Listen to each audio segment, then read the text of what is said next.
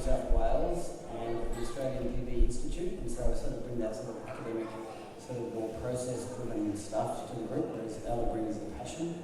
And probably I've been working on this stuff for about 15 years now, looking at things like emissions trading and policies that drive uptake of renewable energy. But in those 15 years, by far the most interesting thing I've done is what I've done with these guys in the last year or so, and it's been a lot of fun. Hi, I'm Satima. I've been part of COREM for about 3 weeks now, and I am representing the youth side of the community and trying to put that perspective in too. Hi, I'm Tim. I run a small solar business called Light Touch Solar and Electrical. I am a trade qualified electrician with over 15 years experience in the solar and electrical industry. During that time I've seen how solar can really benefit the individual, and I believe the next step now is how solar and renewable energies can benefit the community as a whole, and that's where I really see the role of COREM.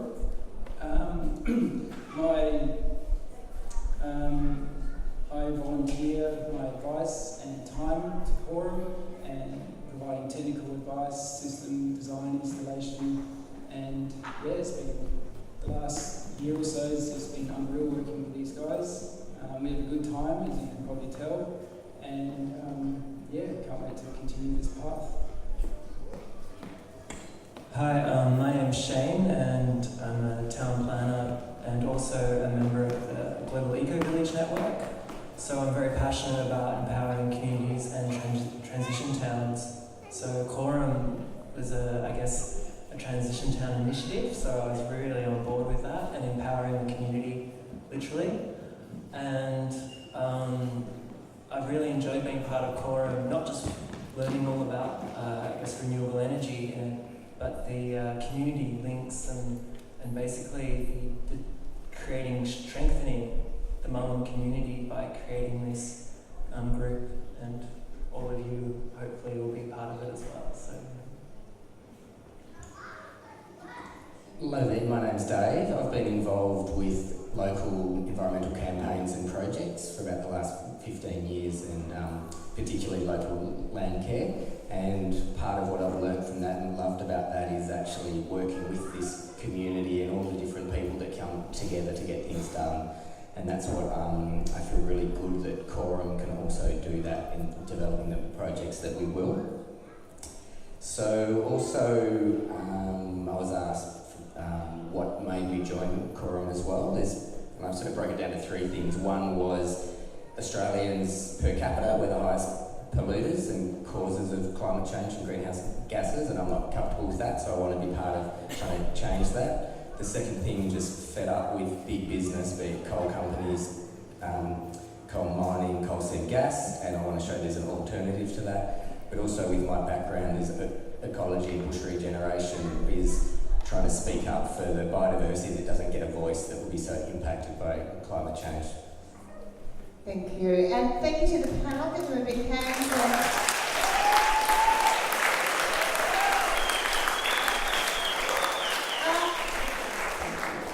We're going to go around a little bit more. Oh, okay. Please, Ella. So my sort of introduction pre-Rob is going to explain, I guess, the way we're looking at going forward and the projects that we have happening is just to first speak to the heart of the vision and how important that is. We are looking at a field of sunflowers up there which is demonstrating a huge amount. It's a metaphor, a visual metaphor of its own, demonstrating a huge amount of beauty and wisdom in the power of standing together, the power of standing up and rising to the sun, the seeds within each of us, the huge potential that we have as individuals and as a collective, particularly when we stand together and we say yes. And what Rob's about to talk about, many of you in the audience I'm sure are going to be right on the ball game with the nuts and bolts of the sort of more strategic how we're going to do this. And others of you might have thoughts like, you may have better ideas, inspiration, and things that you're busting to share with us, and we really welcome that, and we'd love to meet you, and we'd love you to join us. And others of you, a bit more like myself, might go, huh? What? Can you say that again? And I just want to say to all of you, part of what I do sitting in this circle with these incredibly talented beings is just come with my heart that has a big yes.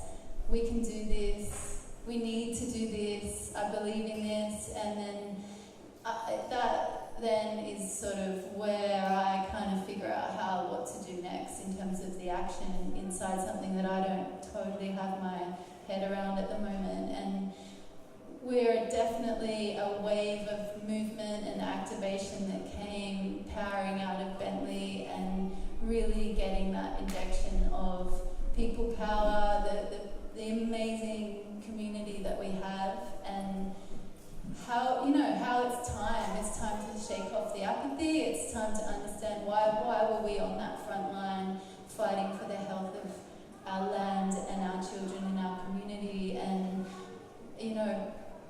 we have a code red happening at the moment from our climate. Our climate's going, do you want to stay on the planet? Because I need you to mass mobilize right now. We don't have a huge amount of time for all of us to actually just come together and engage. And the beauty of that is it's so much fun. There's so much creativity involved in this kind of a movement.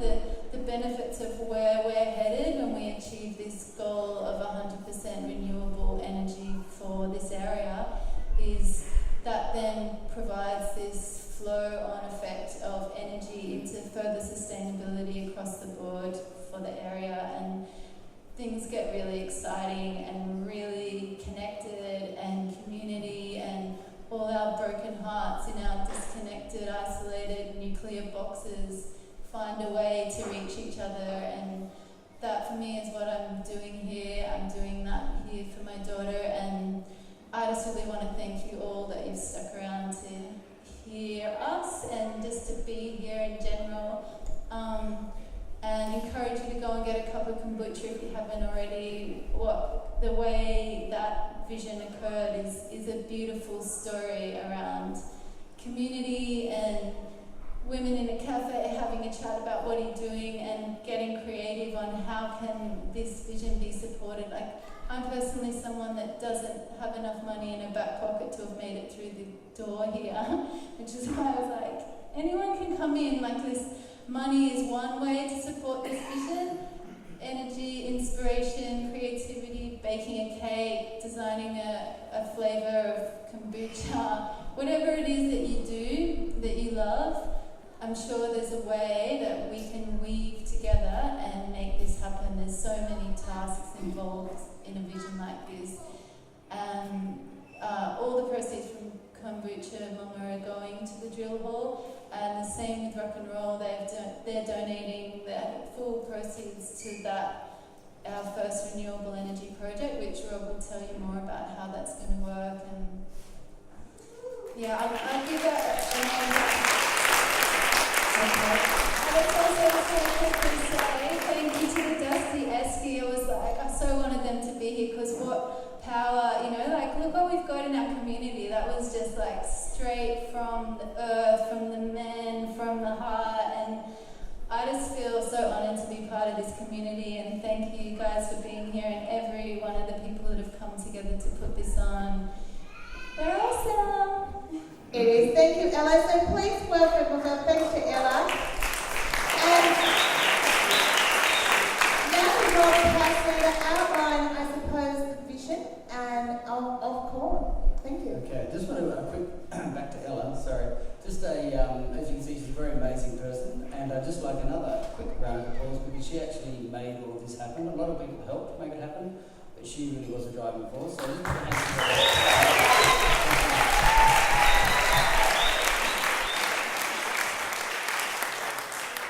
Now on to the more sort of boring part of the evening.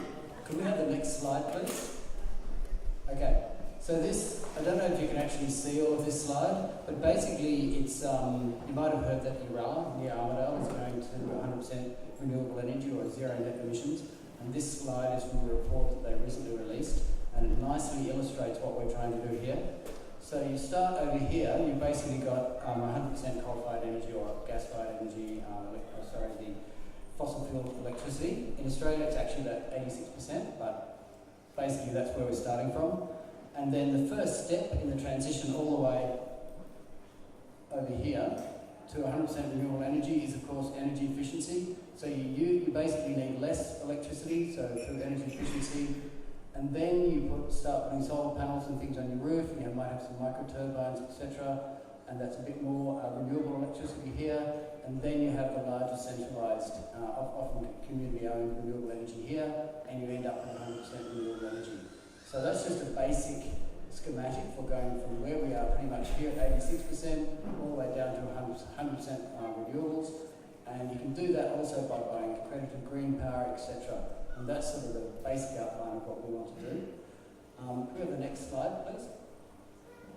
Okay, so this is a slide that's quite similar to the one that Muriel Watt showed. It basically shows how community energy works. Community-owned renewable energy works. So the community develops renewable energy projects. That electricity is then sold back into the community.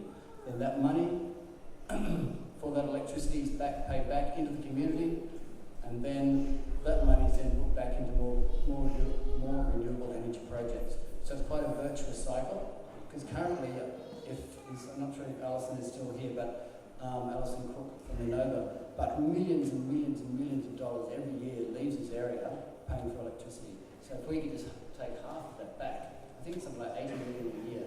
If we could just take half of that back, that would be 40 million or so that stays in the community. Is that right, Alison? There you go. So that's $80 million a year leaving the area. If we produce all our own electricity, that's $80 million that stays here and does what we want to do. We have the next slide, please. So these are just quick dot points of the benefits of community-owned renewable energy. So basically you get more renewable energy in the region, more people have access to that renewable energy. One of the big advantages is, say if you don't own your own house, or your house is shaded, or for some reason you can't put solar on it, then with community-owned renewable energy, you can just invest some of your money in community-owned, and that way you can derive some of the benefits from that investment. So you're not locked out benefiting from solar. And so that gives you community ownership and empowerment, stronger community networks, educational benefits, just like today, and as I said, more money stays in the regions. They're the main driving forces behind it. We have the next slide, please. Okay, so what's COREM actually doing? We have two funding models. We have a donation-based model and an investment-based model, and I'll talk about those more in a second.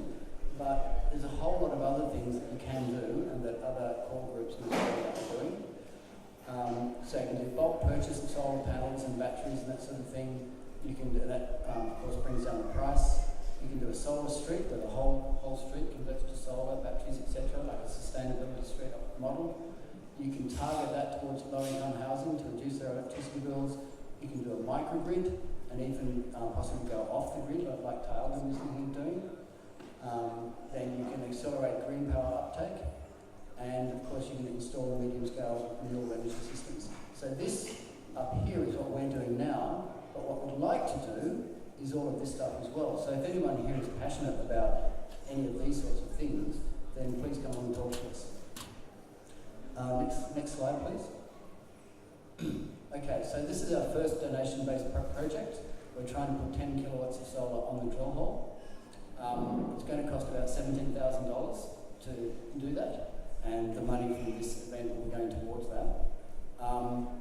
And so we'll put solar here and some on the other side as well.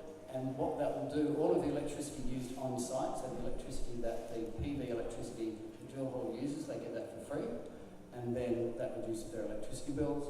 And then for the exported electricity, we'll sell that to Innova because they'll give us a higher rate than any other retailer will. And then all the exported electricity, the money goes to COREM, and then we invest that back in more renewable energy projects. Next slide, please. Okay, so we're doing this, as I said, it's a donation-based approach. So what we're calling it a rotating community energy fund. So tax-deductible donations, that's important to remember. All of the donations that you put into the drill hole are fully tax-deductible. Thank you, Mullum Seed, that's right. You're actually doing it through the Mullum Seed Bunny Sustainability Fund, and because we're doing it through their fund, it's tax-deductible. Okay, then we install the 10 kilowatt system on the drill hole, and then you save into the drill hole, they get some of that money, and the rest of it goes back into the rotating community energy fund, and so on. Then the next slide, please. And so that's that same one here, and the next project is the neighbourhood centre, just next door here. They have recently started to have to pay their own electricity bills, and they're absolutely massive, because they do a lot of showering of people that use a lot of electricity. So they need all the help they can get. So once we've done the solar system in the drill hole, then we want to do a 5 kilowatt system on the neighbourhood centre. And again, the savings for the neighbourhood centre, they obviously get lower electricity bills. And then for the exported electricity, just like the drill hole, that goes back into the fund, and so on and so forth. And then once that's done, then we go on to the next project, and so on and so on. Okay, the next slide, please. Okay, so this is our investment-based project. We're doing this in cooperation with Byron Council. This is Donaldson Road Community Solar Farm. We're calling it a community solar farm. It's actually a sewage treatment works, but it's much nicer to call it a solar farm. And the idea is we can actually put 60 kilowatts of solar. See that little square there, that little one there, that little one there, and that little one there. We can put 60 kilowatts of solar on that. And that's an investment-based model, so the idea is we don't want to have any export, we want it all to stay basically offsetting their on-site use, because that gives a better return. Next slide, please. But it's much more complicated than a donation-based project. But basically, the community invests the money, so for all of these investment-based projects, we have to set up a PTY Ltd company for every single PV system that we install under an investment-based project. So we set up another company, the community then invests money in that company. We install a 60 kilowatt PV system. We're aiming for a 6% rate of return. We would like that. It may be less than that. It just depends on the value that we can provide to council. And then after 10 years, Byron Shire Council will own that system. Now, as I said, it's much more complicated. You have questions like, who owns the system? Will COREM own the system? Will Byron Council own the system? Maybe Innova will own the system. And that's important because whoever owns the system has to take responsibility for that system with operation and maintenance and all that sort of stuff, and insurance, etc. How much is the electricity worth? Do you pay that electricity through a solar PPA or through a lease arrangement, etc., etc., etc. So we're still in negotiations with Byron Council. They're very keen, they're very helpful, but they also have an obligation to all the ratepayers to get the best deal for their money. So there's sort of a bit of a fine balancing act there. But that's sort of the next one we're doing in 2016. And then Rock and Roll Cafe, once you've got that one nailed down, then Rock and Roll Cafe interested as well. And I'm sure there'll be much more other people as well, because it's basically a benefit for everyone. And it's actually just a quick plug for Innova, yet another plug. If Innova do get up, which I certainly hope they do, then they can take over all the complicated financial arrangements for that. Because I'm sure there'll be some projects that COREM will still want to own, but if Innova takes them over, we don't have to set up a company, we don't have to go through all the asset compliance, etc., etc.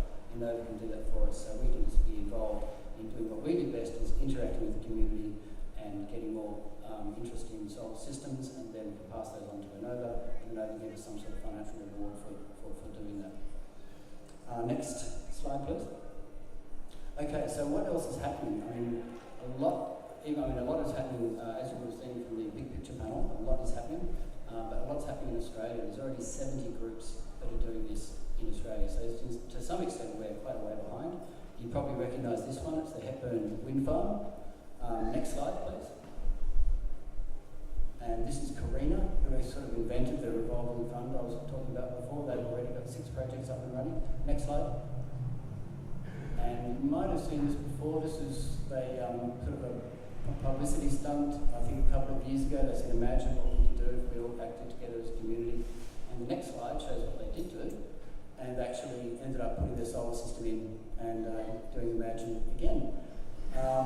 Next slide. That's just another, I just dropped it off the website. It's just a preschool getting a solar system through community donations. Next slide. That one they very nicely spelled out the word shed, so everyone would know what it was. Next slide, please. Okay, then in our area we've got the Lismore Community Farm. They're just about to go live with 2 100 kilowatt systems in their investment models. So they're doing that right now with Lismore Council, and hopefully within the next month or so they'll be open to take investments. Next slide, please. And as you may have heard, Tailga wants to take itself right off the grid. And that's a huge ask, and that'll take quite a while. But it shows there are a lot of people in our area who are already doing all this sort of stuff and putting in a lot of effort. Next slide, please. So, big question mark is, what will we do? We had a survey on our website, and we've already got 300 responses.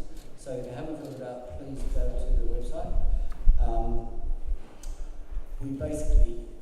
The reason it's so valuable is because we can find out from the community what the community wants. So if you do want to have a say about what we do, then please, it's on the homepage of the website.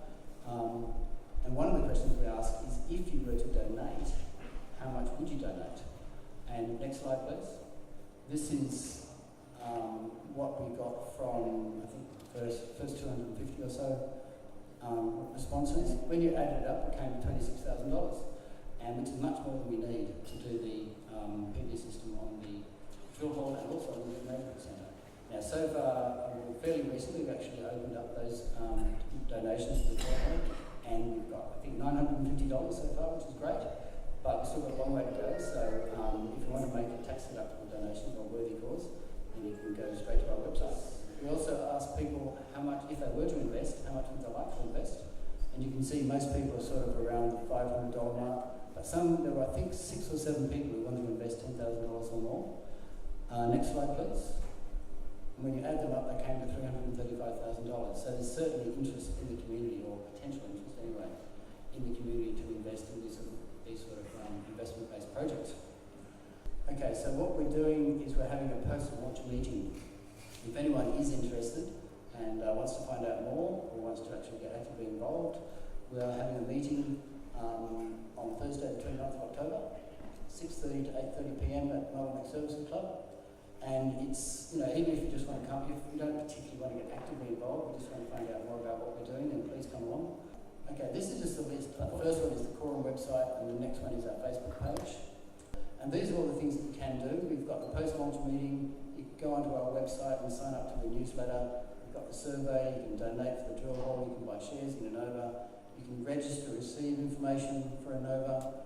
We'll be also at the Modern Music Festival. Modern Music Festival have been very good supporters of us so far. They've given us a lot of publicity for this. And on the website, you can also register if you've got a site or a project that you would like, if you might own a building or something like that, and you want people to have a donation-based or investment-based project on your building. There's a form on the webpage, you can fill that out as well. And if you sign on to our newsletter, there's energy efficiency tips, etc. And of course, spread the word, let people know, because all of this is entirely doable. A lot of people are already doing it there. They've been doing it for a while. So to some extent, Mullen, believe it or not, is actually a bit behind the ball here. So if you want to get involved, please come along and see us. Thank you. Fantastic, thank you. Really great.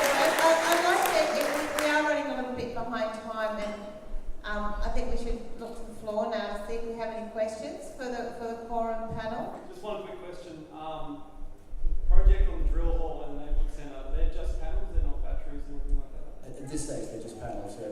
You could do batteries, but it just increases the cost. It's not really cost effective at this stage. Yeah. Do the energy at both those places mainly consume daytime or nighttime? Well, we don't know. I think the neighbourhood centre is probably mainly daytime. The drill hall is mainly nighttime. And the way we structured it is so that it looks like about half of the value of the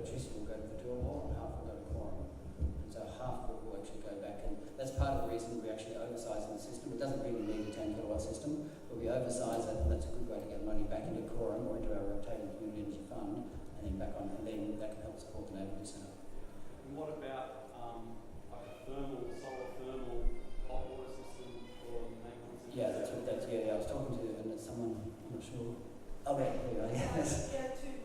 Okay. But it's not enough because we are the only place that provide hot showers for So they're using all that plus electric? It's a Okay. huge I think building. it's certainly something we want to look into. I think putting in some evacuated tube solar collectors or something like that just to back up that solar water, the hot water, because I'm pretty sure you're not on an off-peak system, so you're paying a lot for electricity. And so putting the solar water in could make a big difference. Thank you. Great, thank you. Any other questions in the audience? I'm interested to join the group. I'm going to join the group.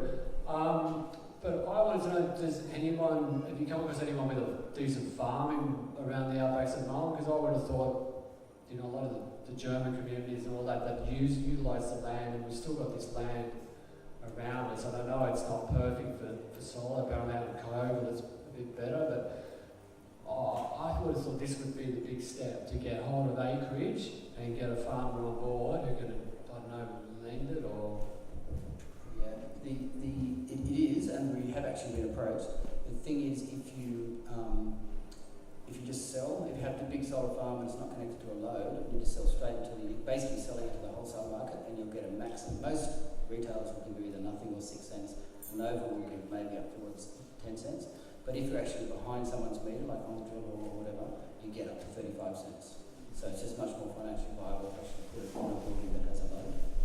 And that's just to begin with. Like at some point, that's going to be a great part of this whole vision. Just to get it moving, it's just not just right now. Yeah, I understand. Yeah. And just to add a comment to that, some of you might know the New Energy Group, which is based at Niagara, and they're looking at maybe trying to build a solar farm there. So as they come more online and have some business models and things like that, we'll look into trying to support that as well. And as Simon was saying, if the virtual network metering happens, then it's more viable as well. So I guess it's in a matter of time, solar farm might be viable. Can I just ask, what about wind farms?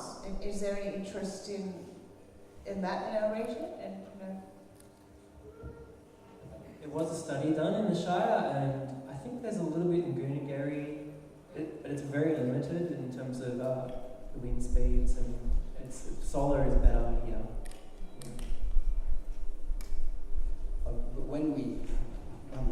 But as we go to higher and higher levels of renewables, then you can't do it all with solar. And there was as some people know, there was a hydro scheme up at Latitudes, and that was, I think, 288 kilowatt system. And so as you get towards higher levels of penetration, then you'll have to move away from just solar. And wind then might be financially viable, and so maybe from bioenergy, landfill gas, and things like hydro as well. So yeah, we'll end up doing a lower range, we're not just stuck on solar.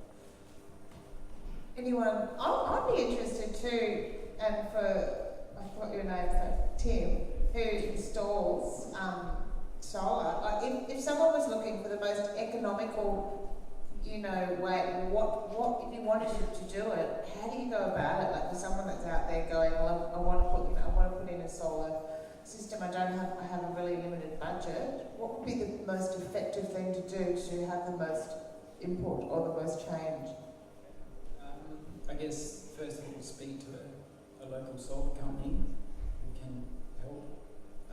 And if budget is a constraint, then that's something where COREM can really come in, because then you can invest. If you don't have enough money to put solar panels on, then you can invest some money in a project and receive benefit from that, both offset your power bill and offset your CO2 emissions. So what would be a minimum cost, for instance, to like an outlay that someone would be looking at to get on the ground floor of actually starting to use renewables? Probably somewhere around the $3,000, $5,000. And I can't remember the figures off the top of my head, so one of these guys might be able to do that. But there's been bulk buys down in Victoria this lately, and so what that means is the community gets together and they might get like 100 people, and they say we all want to buy, you know, a 5 kilowatt solar PV system, and their costs were quite cheap. I think they came right down to about $3,000 or something, but and that's a great way that people can do that. So. And another way, is we're looking, like, we would love to do whole streets at a time. So we're looking for a street champion, say, that would want solar personally on their own roof, and then can do the groundwork with talking to their neighbours and get everyone to agree to want to do that. And then COREM will come in and we'll help fundraise to get the whole street on solar, and that'll be like a sustainability street that we'll be bringing in the funding through the community, through crowdfunding, through fundraising, just on that 100% mission. And likewise, just to put in there, if you're already sorted with your solar personally, this is about the whole area. We can still engage and support others to get going, because ultimately it's for the climate. So if someone wanted to be part of the bulk buy, they could go to COREM, and then COREM would then do what? Okay, so there'll be several different ways. So the one I just mentioned in Victoria, so what COREM would do is would go talk to solar suppliers and things like that, and enter into a contract where we could say, okay, if we get X amount of people, we'll get it for this price. Then we'll put it out to the community and say, okay, we need 50 people, and then as people sign up, then they can do that bulk buy. And also what you just mentioned before about the sustainability street and things like that. So just to remind people that the way that COREM works, we've got this revolving fund. So although we'll be fundraising for projects, there's the return that's saved from that electricity comes back to COREM again. So what about doing something like, heating our swimming pool? I mean, can you do that? I don't know. Because, one thing we're really missing here is like a hydrotherapy pool for people that actually need a warm pool to actually, they have to travel up to Tweed and places like that. Oh no, that's awful. Well, we've got to think about the older community. I know it's shocking. They do exist. But I mean, is that possible? Because you can solar heat. I mean, that would be, you see a lot of those big covers they put over areas at the pool. That would be an obvious place to actually put panels. Lismore Port have just done that. They've, in the last year or maybe a few months, they've direct solar heating, so not solar electricity, but direct solar heating their swimming pool. And it can certainly be done. I mean, a lot of houses do it. You see the black plastic sort of pipe draped over the ceiling. So that's actually the most effective way to do it, because you're not going from the heat of the sun to electricity to the heat of the water. You're just going straight from the heat of the sun to heating the water. So yeah, it can certainly be done. Yeah. We did talk to Byron Shire Council about maybe looking at a fundraising project for the pool, because the pool gets closed for whatever it is, 3 months of the year or something. But this is where we'd love to put it back to the community and people who are passionate about it, say, well, let's start up a group that will actually fundraise for the pool, and that way then it won't be closed for those times in the year. So that's what we're kind of putting out to. And I guess that's what COREM's all about. If you've got some crazy idea, as long as it's about 100% making towards that goal of 100% renewable, then let's do it. We can think of all crazy ideas, and if it's viable, we'll sort it out. And yeah, it's up to people to come and, what about this? What about that? And that's what we do. And we're just starting with a couple of projects, but hopefully, in the future, we have all these different little projects, and collectively, we become 100%. So what about things like street lighting at night, through our streets? Is that an easy project? You have to work with council, I imagine. I think you should be a member of COREM. Come along.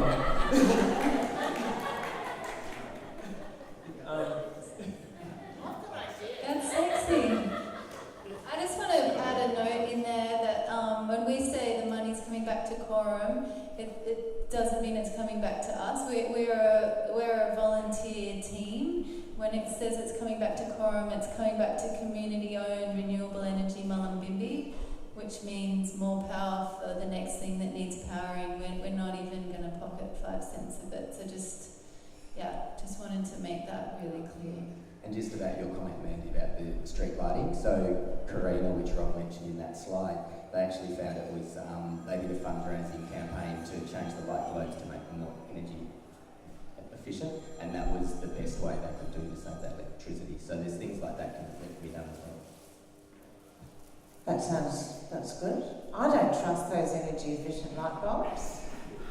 Because they're supposed to last for 5 years and they last for 5 minutes and cost $10. So when they go, I just leave them. And you just don't go in that room. I think That saves electricity then. That's right, that's energy efficiency. I don't know, is it actually, the other day, and this is a really dumb question, right?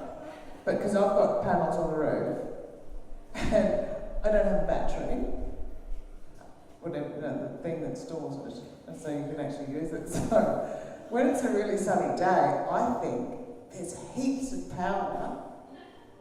I'll do the washing and I'll put it on the line and then I'll put some in the dryer. So we're using all the power at once, but I feel like, why am I using the dryer? Because all the power is now. That feels a bit stupid. It is a stupid, that's right. It is a good question because it depends what your meter is, what metering system you're on. So that's actually a technical question. If you're on a gross metering system, it's a bad idea.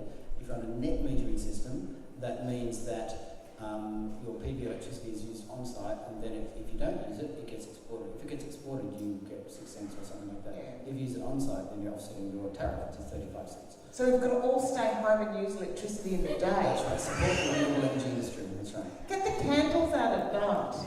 I was going to ask Sadama too, what are some of the ideas that, or things that sort of, for the younger community that you think, or that you're working on or got some ideas about? Well, I think essentially what COREM is about is that it's about community engagement. So I didn't know very much about solar panels or renewable energy, but that doesn't mean that I can't still try and be part of it. So I think, the idea for the younger community is to be able to still get involved just as much as someone with a lot of money who can invest a lot of money in this project. And by offering the skills that they have, or by offering the time that they have, or simply by educating themselves and trying to educate their parents, or I think it's really about knowing more about it and integrating it more into our daily lives so that it just becomes part of our life, not something like I'm living my life and then now I have to do something to make climate change better. So That's great. Someone else here, thank you. Is there another question there? Yeah, up the back. Hey, I was just interested in hearing about how, as time passes, how COREM sees the community switching from what you said, 86% fossil fuels to 100% renewable. So what it looks like on a 10-year, 5-year sort of timescale. Because you've talked about the immediate projects, but just wondering about that long-term involvement. We looked at some of this the other day. We started brainstorming and looking at some figures. So for instance, in the 2482 postcode, currently 33% of dwellings have solar PV. And we'll be looking at ways to kind of break down the barriers. So why can't we get that to 50%, 70% for people to generate their own power? Byron 2481 only has 20% of dwellings with solar PV. So why is that? Probably maybe because there's a lot more landlords and things, but we don't know. So part of also COREM being Mull and Bimby based, we also want to put it out there that we'd love to be able to support groups that aren't in the 2482 postcode. So there's people from Byron or Brunswick Heads, you can be involved as well. And it doesn't mean you've got to set up your whole new group. You could just, if we did do a bulk buy, you could do a bulk buy in Brunswick Heads. So that was one way, would be another big thing that will be to switch people to make sure that they're buying renewable electricity. So when Anova, fingers crossed, they'll get set up fairly soon, but again, as a community, we've really got to support them and spread the word that they do need that cash to get going. But we'll be looking at checking out what their products are and if they're the most environmentally efficient and effective at reducing climate change and greenhouse gases. We'll be looking at maybe ways that we can sign up people to make sure they switch. So if we got every single person in this room to buy renewable power, then we don't have to be generating as much. And then the last way we'd be looking at solar farms, like Dave mentioned as well. So I believe from what we've learned and all the groups are doing, there's no reason why within 10 years we can't be 100% renewable.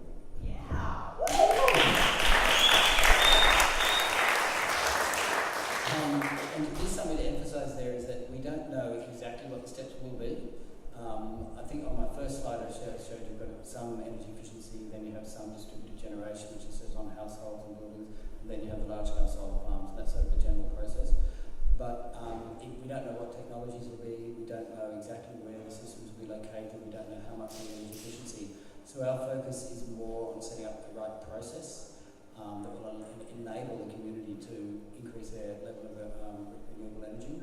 So for me, it's all about if you have the right process, you'll get the right outcome. You don't try and pick winners, you just have a good process, people can get involved, and then you'll end up with the best outcome. So, but I'm sure it will involve some amount of energy efficiency, some distributed generation. We're doing solar PV now simply because it's easier and it's cheaper. But as we go on, maybe there's some small wind turbines, there'll be these hydros and bioenergy and so on. So I think it'll be a complete mix of all of those things. And it certainly can be done in 10 years, but it can only be done in 10 years if the community makes it happen. If the community doesn't get in there and make it happen, it won't happen. But if the community, by definition, if the community gets in there and makes it happen, it happens. So, but it really is dependent on the community to get actively involved. Great. Do we have another question? Can you tell me more about the farm, like that place, that station that you talked about, the solar station that you walk in conjunction with the council? Is So that is that the the sewage treatment plant or the one at Tiagra? The one, just sewage treatment all of that plant. one was it 60 kilowatts? Yeah, that's right, 60 Yeah. kilowatts. Do you have particular questions on that, or? Yeah, I just want to know if it's something where the council is planning to actually have a station there to supply, or maybe work with Nova, or maybe what is your plan actually to increase? Because 60 kilowatt is not really much. No, it's their maximum demand is about 90 kilowatts at any time, and their minimum demand is about 60 or 50. And so what we want to do, because we want to get the maximum financial return so that we get more people investing, we don't want to have any export. Because if you get the export, then you'll only be getting 4 or 5 cents or whatever for the export. So we want to have it all used on site, which we don't actually know exactly what it'll be, but it might be more like 14 or 15 cents. And so that's why we're only making 60 at this stage, because it's simply the most financially viable. As time goes by, as batteries become cheaper, then you can have a much bigger system and store the excess and then use it. The best time is to reduce their demand charges. So part of their electricity bill is just a daily fixed charge. Some of it is a per kilowatt hour rate, and part of it is a demand charge, which is based on their peak monthly demand. And if you can use a battery powered by solar to offset that monthly demand, that has a really significant impact on their electricity bill. But you've got to add in the cost of the battery, and at this stage it's not financially viable to use the batteries. But maybe in 1 or 2 years it will be. Great. Well, we are moving to it. Do you have a couple more questions? Hi. This question is about the actual product of the solar panel. Playing the devil's advocate, but from what I've understood, that it's generated, like it's created non-sustainably, and I wanted to know what the plan was to make them with renewable energy in the long run, and how long do they last? On the non-sustainability, is that it really depends on the some of them, for example, have cadmium in them. Yeah. They're the ones that we wouldn't be using. But one of the furphies that's been around for a long time is that they actually take more energy to produce than they to create than they produce over their life. But the average solar panel will have an energy payback between 6 months and 2 years, and they're guaranteed for 20 years. So in terms of just the energy production, they more than produce the amount of electricity that is used to make them. And a lot of now that, because solar panels have been around for a long time, what they're introducing now is a process where when you do get rid of them, they have to be recycled. There's a full life cycle responsibility for that. And so you can't just landfill or whatever. In a way, they're still owned by the original producer, and then they have to take them back and use them again. That isn't in place yet in Australia, but it is in Europe, and we're aiming to get it in place in And the way I understand this, correct me if I'm wrong, guys, is at the moment, yes, fossil fuels are helping to make the panels, but as we transition and the renewable energy just goes through the roof, we'll be able to use that source of energy to make the panels. We're just in that kind of funky, bit ugly transition phase, but we're getting there. That's right. And we have, thank you, that's a good question because it is an issue. And just one over here. My question is, Ella, you spoke about solar streets. It thought occurred to me if you get maybe 10 houses next to each other, put solar panels on the wall and link them together with their own grid and say one battery, which would be much more efficient, I think, than each house having its own battery. Is that feasible? I know there might be legal and technical questions with competing with essential energy, but has that been looked at, of having your own little grid? It can certainly be done. It's certainly technically feasible. And you're right, it is a better way to do it. In fact, some of the developers, even people like Lend-Lease and their greenfield developments, they are having solar on every house and a centralised battery system because it is more efficient to do it that way. In terms of doing it onto existing development, there are issues because you're meant to use the grid, and as soon as you put it out to the grid and back again, you pay for the full use of the grid as though that electricity, even if it goes straight to the neighbour, you pay the full cost as though it went from the centralised coal-fired power station all the way to your house. And that's where the virtual net metering thing comes in. But technically, yes, it can certainly be done. I'm thinking of running your own wires. Yeah, I'm not sure if that's legal. Well, if they find out, it's not legal. We're just thinking about the legalities, because you know here, like anyone that's lived on a shared title, like multiple occupancy, knows how great the dream is, and then the reality of what can happen if you've got a person who doesn't want to comply to the shared idea. And I suppose in those situations, are there kind of legal frameworks that need to be developed to allow people to share that kind of infrastructure, like a body corporate type thing? You know, does that exist yet, or is that part of? Because it feels like we're changing into another system that doesn't really exist yet. Yeah, one of the things is it's the regulatory environment. So you need to have what's called a retailer license exemption. So for things like Lend-Lease, where they have their own little grid, then they have to apply for that exemption. And it certainly can be done, but all they do is they just have sub-metering for every house. And then you just charge people like that. But who would maintain it? You know, you just say there's 10 people and something breaks, and then one person goes, I don't want to pay for that. That was dumb. He went up there and tried to fix it himself. Light touch solar and electrical. I don't know, I'm just imagining what, you know, it's a really great idea to do a shared resource, but have we developed systems where we can actually share resources without litigation? That's really where essential energy comes in, and I think as we move forward, we should be working, you know, having an open dialogue with essential energy, because they're the ones who do maintain the poles and wires, and take away that whole argument, leave it with them, and if we can work with them instead of against them, then I think, yeah, it's a good way to move forward. And I think that is kind of the future. There will be more microgrids, and I think it'll take a while for the legal system to catch up with that. So hopefully it does. Cells of batteries, soldering together cells of the lithium batteries, making them. It seems to be done in China a lot and that, but we haven't really thought about it too much here, and that could maybe be an option. Might be a bit far ahead. You think you DIY your own solar battery? Well, actually, there is an interesting conference happening, I think, in maybe very soon, maybe November, December. It's called the POC conference, POC, and it's happening in France. And it's a whole bunch of people from all over the globe coming together with really awesome renewable energy solutions that they're planning to open source. Things like, just making this sort of thing accessible. Can we build our own? How do we do a $30 home kit job? Things like that, but great science coming together. So it's an exciting time. There's going to be a lot of change going on and rapid change with renewable energy, the way I sort of see it. I want to just ask George, if he's still kind of up there awake, to just put on the next slide. And thank Even in the audience here, who's been our amazing graphic designer for all the posters and our website and this postcard and this image. Interestingly enough, this visionary woman plucked it for a great image to go out there for this event, and it created this conversation in the community of, oh, is this what you guys are planning? And the answer is no, but yes.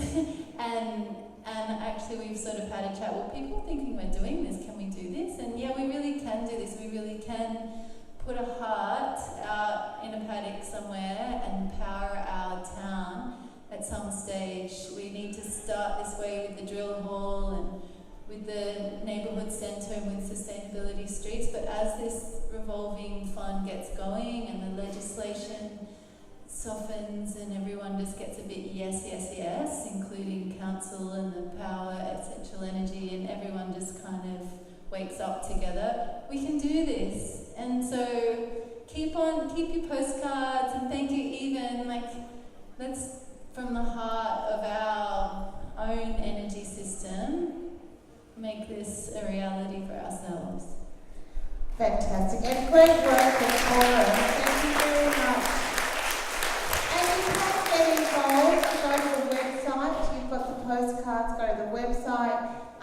People can come to meetings, they can pledge money, they can get involved in the projects and find out how these guys are going.